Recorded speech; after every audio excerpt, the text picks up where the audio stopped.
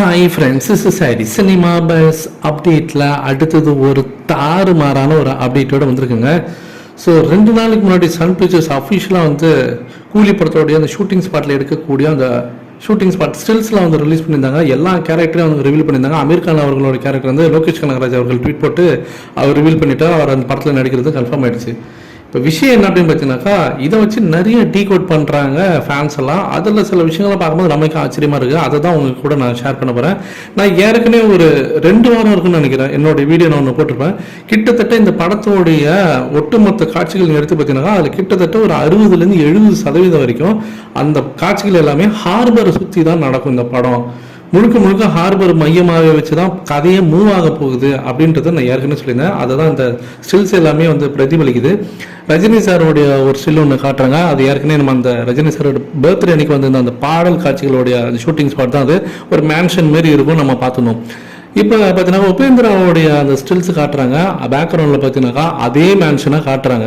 So அப்போ உபேந்திராவும் ரஜினி சாரும் 2 பேரும் நண்பர்களாக வராங்களா, ஒரே இடத்துல தங்கி இருந்து ஒரே இடத்துல வந்து வாழக்கூடிய ஒரு ஃப்ரெண்ட்ஸாக இருக்கிறாங்களா இந்த படத்தில் அவருடைய நண்பராக இவர் வராரா அப்படின்ற ஒரு விஷயம் இருக்குது.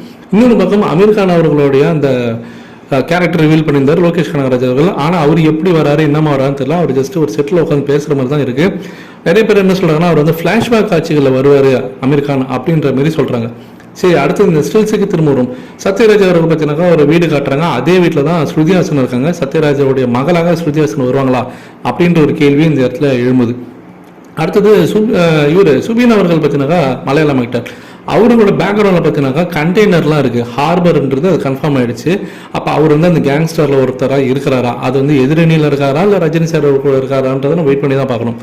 அடுத்தது மெயினான ஒரு விஷயம் பார்த்தீங்கன்னாக்கா, நாகார்ஜுனா செம்ம ஸ்டைலிஷாக இருக்காரு. பேக்ரவுண்டில் மீண்டும் பார்த்தீங்கன்னாக்கா அந்த ஹார்பரோடைய அந்த எலமெண்ட்ஸ் தான் தெரியுது. ஸோ இவர் கண்டிப்பாக இந்த படத்தில் வந்து ஒரு நெகட்டிவ் ரோல் தான் பண்ணுறாருன்னு சொல்லிட்டு ஏற்கனவே நிறைய விஷயங்கள் வந்து அப்டேட் ஆகிருந்தது. இப்போ இது பார்க்கும்போது இவர் வந்து அந்த ஆப்போசிட் கேங்ஸ்டரில் இருப்பார், தலைவனாக இருக்க போகிறாரு. இவர் இந்த படத்தோட வில்லனாக இருக்கிறதுக்கு நிறைய வாய்ப்புகள் இருக்குது அப்படின்ற ஒரு நியூஸும் இப்போ ரொம்ப ஸ்ட்ராங்காக இருக்குது. இதை பற்றி உங்களோட கருத்துக்கள் என்ன அப்படின்றத மறக்காமல் கீழே சொல்லுங்கள் ஃப்ரெண்ட்ஸ்.